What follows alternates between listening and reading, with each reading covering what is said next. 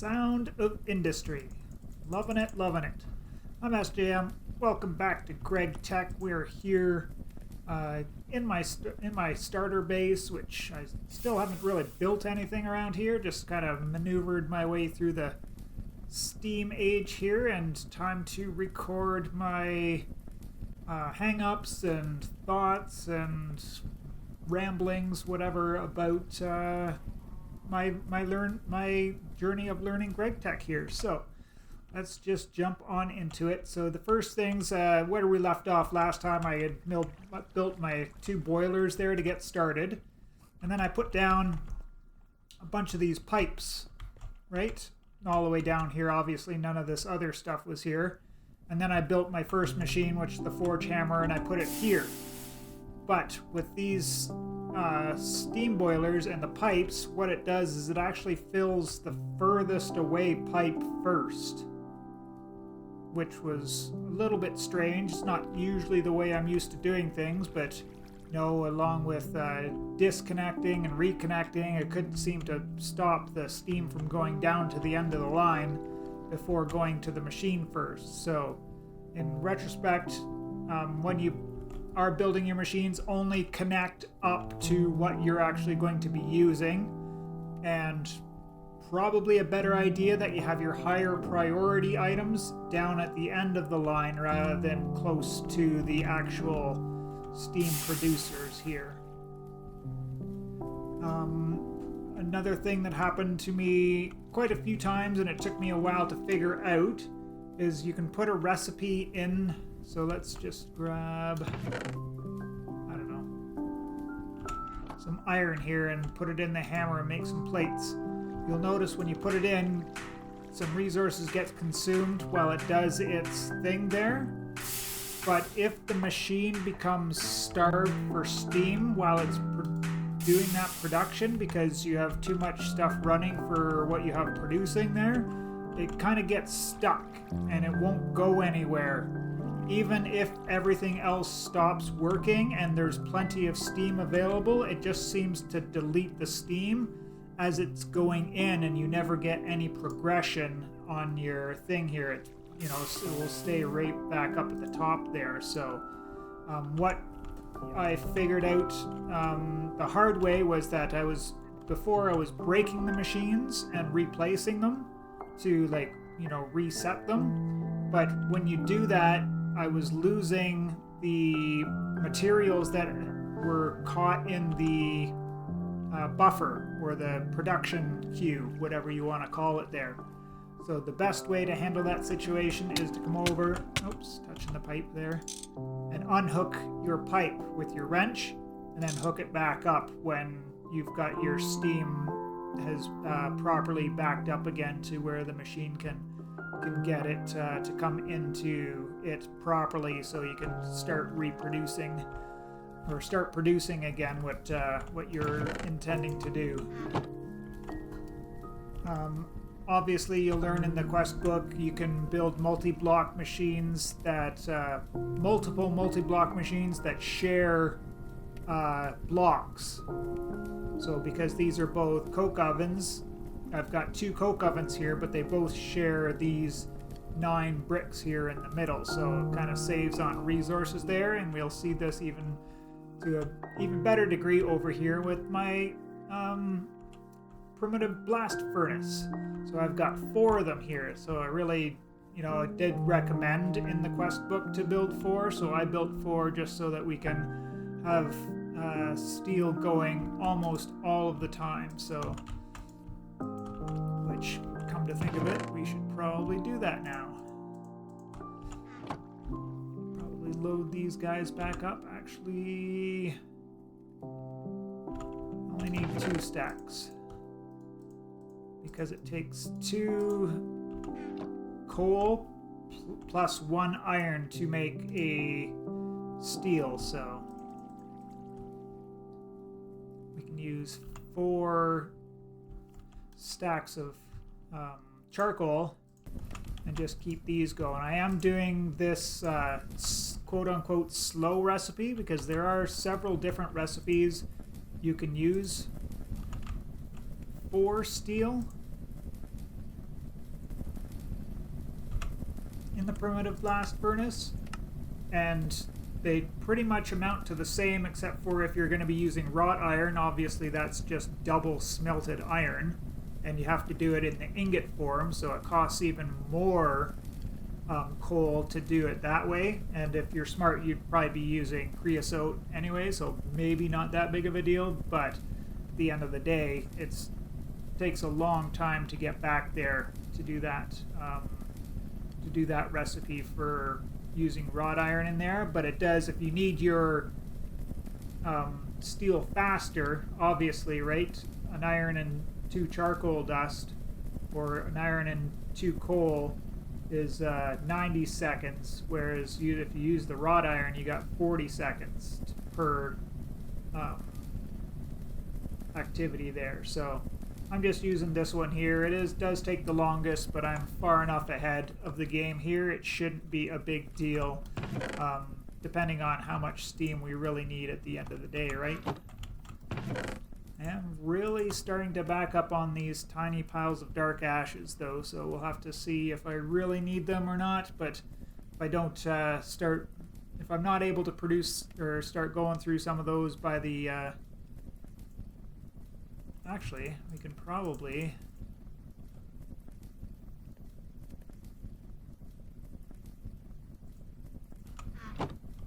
combine these into big piles, right? Yes, just save ourselves on a bunch of storage space, because you can always break them back down if you want the tiny piles. Anyways, getting sidetracked at any rate.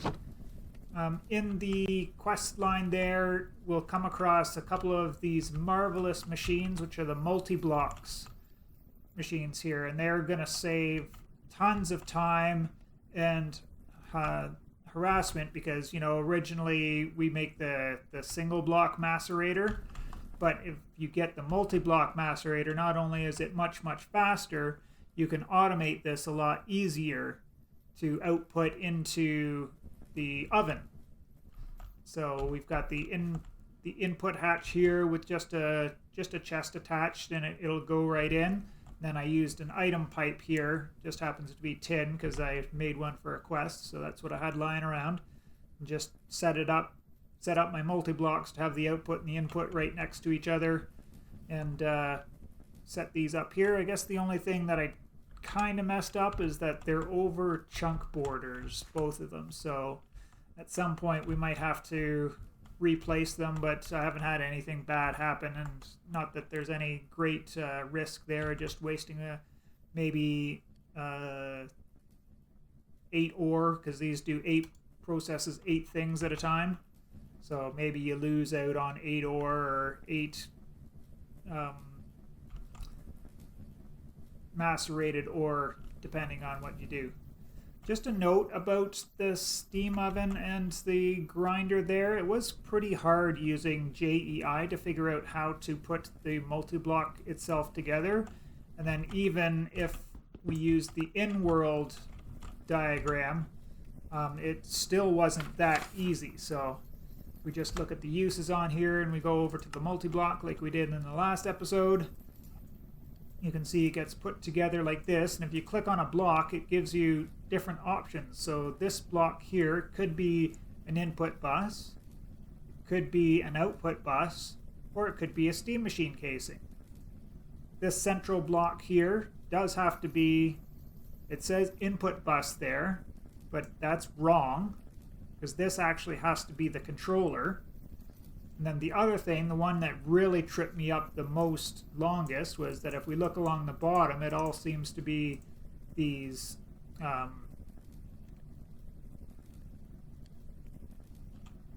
really? Firebox casings.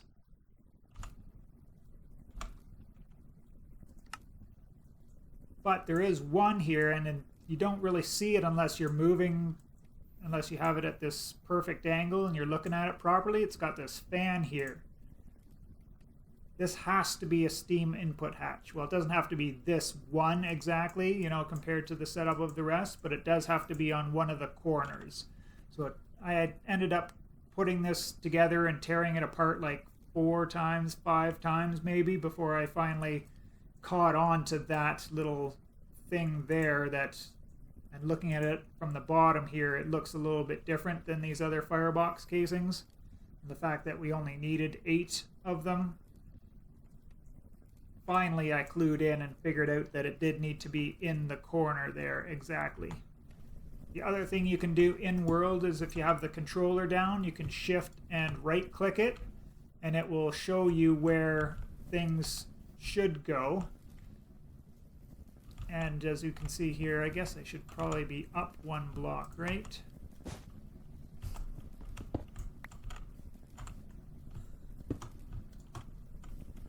So it doesn't even have like a big red no there for the wool. That's in the wrong spot. But here it does show that we do need the different block there, which turned out to be the steam input. So just wanted to point that out there for anybody who is learning along with me or using my videos for reference. Right, on to the next thing. Oh yes, so with using, 2 charcoal for every iron that was in there, I was only originally only had 1 coke oven set up here, so it takes a fair amount of time for this thing to spit out a stack of charcoal, right? So I was started making coke in there as well. So we had a fair amount of that going, and it wasn't always doing wood in there to get charcoal. Ran out of charcoal pretty quickly, and I think even if I had 2 set up fairly early, I would have run out, wouldn't be able to keep up with the charcoal needs for my steel with these 2. And that is where this handy dandy little thing over here, the fire charcoal pile igniter, comes into play. So did I have one of these here? No. Let's take a look at it in JEI.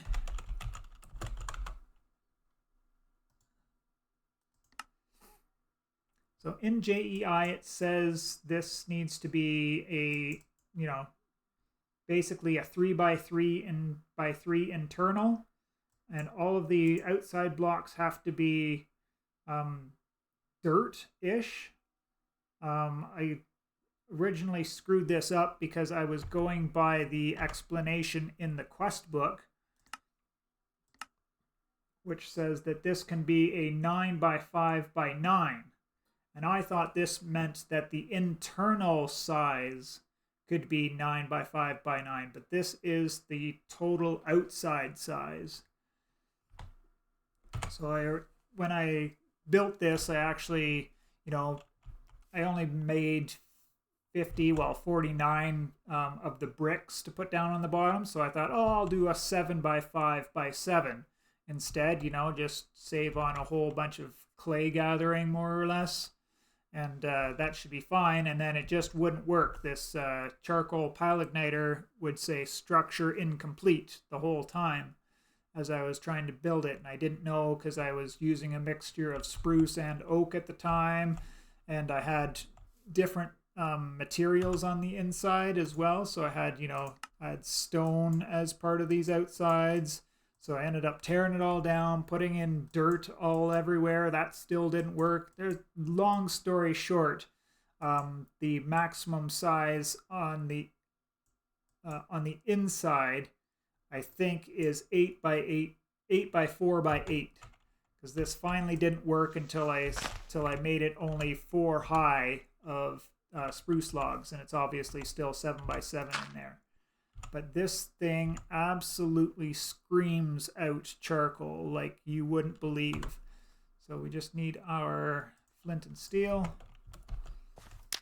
Give that a light. If that block lights and it's on fire, that means it's not working. But if it's like that, then basically 343 seconds later, this will be full of charcoal. And I think it took me quite a while to figure out what I was doing wrong with this whole multi-block, and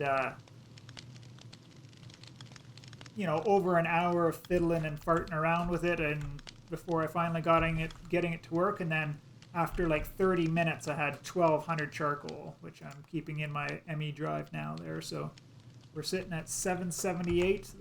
Give this a couple of minutes to finish off. Like even by the time, if I went and chopped down all of these spruce trees, by the time those were all done being felled and gathering up all the wood, this would be done, and I'd just repeat the process over and over again. And I did that like 3 times, I think, to get the 1200 charcoal, and that's really good to get your charcoal quickly there. And then that leaves your coke ovens open for producing coke. Although right now I'm kind of, confused on if we really need the coke. But I'm, guessing maybe further down the line we'll use it in like the pyrolyzed oven to produce this coal tar for something else along the way, right? For oil-based stuff. I'm not 100% sure, but it's pretty inefficient to use the coal coke for almost anything else. Like, sure, you can burn it for 16 items, or you can use it in the boiler for not that large boiler. Where's the regular? Like, even this recipe isn't that good because you can still just use regular or I'm not sure if the 30 seconds is on the regular one. Steam boiler, right? You get a 2000 second burn on a steam boiler if you put coke in one of those, but I typically, I don't always have these going all the time, so I don't really need that kind of burn time.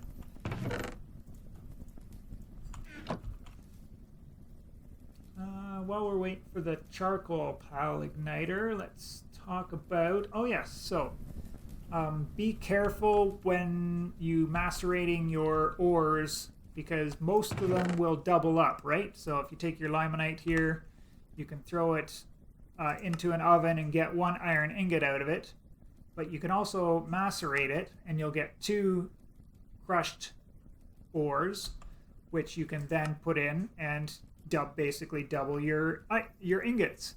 But that doesn't work for everything.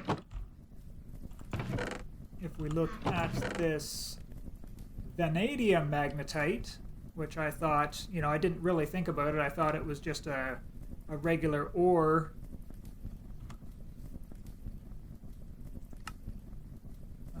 Where are we here? Right? If we take this stuff, this doesn't even go there originally either. So I made a big mistake doing that, but I put it into the macerator and got this crushed magnetite ore, which I didn't know how, because this stuff does not go into a furnace or an oven to smelt down into the ingot. I also did the same thing with my diamonds, thinking I could double my diamonds. Threw them into a macerator and basically deleted it because these impure piles of diamond dust I can't even use right now at all. So rather than just smelting it to get 1 diamond out of it, I now have 29 piles of garbage because I need a centrifuge or an ore washer, which I don't have at this stage to do anything with that stuff. So just be careful, check JEI before you go macerating everything and thinking that you're going to get double your results out of it. Almost done there. I guess the only other thing is we talked a bit about the scanner, the ore prospector in the last episode. When you're going out and you're looking for like one thing in particular, like I had to do, for me, my tricky one to find ended up being nickel, which I needed to make Invar. So I started going around and just walked in a great big circle around the map here, and I wasn't making all of these marks. I think I made this diamond graphite one just because I thought, oh, diamonds, that would be good to have on the map. And I marked this coal one because I knew I had trouble finding this coal the first time around. But you should be marking anything that looks like a big, nice vein of something or other and just mark it the first time that you go over this. Like I should have a whole bunch of marks in this section here, right, where I was walking down and around here before I finally found my nickel there. And this will just save me on, using it again in the future, because pretty much everything you're going to need at some point. And until we actually get into LV, we don't have a way to recharge our scanner. So if you're getting unlucky and you're using up all of your scanner power, you might run out before you actually get to producing the machines to recharge it. So that was just one thing that I started doing the second time I started going around. I think I needed more copper at the end, so I marked, oh, there's a big thing of lead and silver here, there's so on and so forth, right? So just a little tip and trick for those of you who haven't gotten that far yet. Perfect timing. A handy dandy tool belt. We'll switch over to the shovel. And we don't have any coal on us right now, so let's, I'll go and dig this out and we'll see how much coal one of these will give me. All right, 196 blocks of charcoal later, we ended up with 2, 3, 4, 5, 6 and a quarter stacks. So not bad at all, not bad. The only thing, I guess, is the pain, there we go, of actually laying out all of these logs in here, which there isn't any wand in here as yet, but I did notice when I finally got to the, finally finished off the steam age here, and I looked just really quickly at the quest line for the low voltage age, there was a familiar looking icon in here. Actually, I'm still stuck on the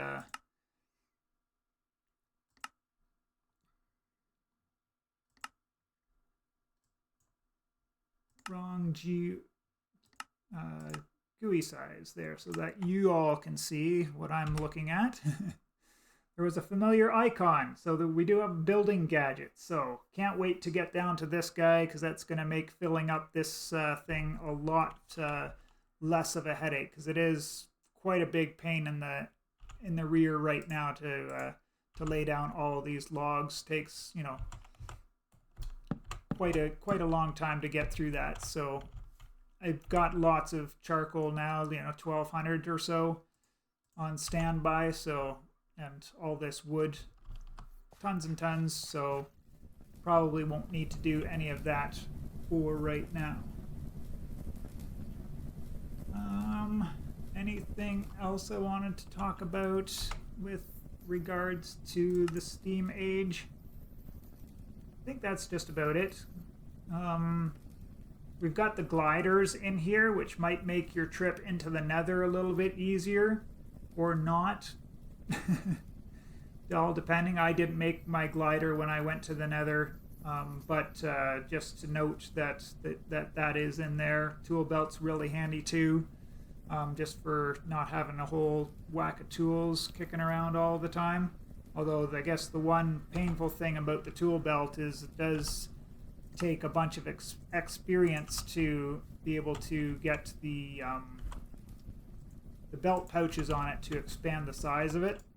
So I'm only going on to the third one now, and it's already costing me 8 levels, but I'm usually using up all of my levels to repair my tools in the anvil itself. So and now that I'm not even using these furnaces anymore for cooking up things, because I have the multi-block, I'm not getting my XP that way either. So it's a little bit tough when you're playing on peaceful mode to have a steady source of experience. Like, not even breaking ores give you experience anymore, right? Because of stuff and things, I guess is what I'm trying to say. I guess the last thing to talk about in this age is what you need to focus on finding. So, because all of these things, they're all bronze, right? We are in the Bronze Age, or all the steam machines are basically all made out of bronze. That copper is your biggest resource that you need the most of. So, I don't know, like 12, 15 stacks of copper, maybe 20 stacks if you're not running any of it through macerators to double it up. You do need quite a lot of it in this age. Obviously, all through the game we'll need more and more and more of it, but in this age particular, that was one of my bottlenecks that I had a chalcopyrite vein down here, and I cleared that one out, and then I had to go find that stuff over there eventually, because I exhausted all of that. I went through a fair amount of tin as well. I think I started with 4 stacks of tin in this at one time, or 4.5 stacks even, and I went through 4 of them, making everything. So it's a fair amount, but not a lot by any stretch. Obviously, iron for making steel, because we've kind of stopped making iron tools and whatnot, but I am on to making steel everything now because we got that resource, and they're just, they last that much longer, so we don't have to worry about repairing them as often or making new ones as far as the tools go. Clay was another big one. Obviously, all of these primitive blast furnaces, these are pure clay. So to make the fire bricks, it's a mixture of crushed clay and crushed bricks, which are cooked clay. So tons and tons and tons of clay needed for this bad boy here. So I kind of lucked out on my choice of a place to settle down, just because I found my first, decent iron source here on a nice flat area, and I happened to be next to a little bit of a river system. Had access to all of that clay fairly easily, even though I had to go out and collect more at several different points. So lesson learned, if you're going out to get clay, don't come home unless you got 10 stacks of it ready to go.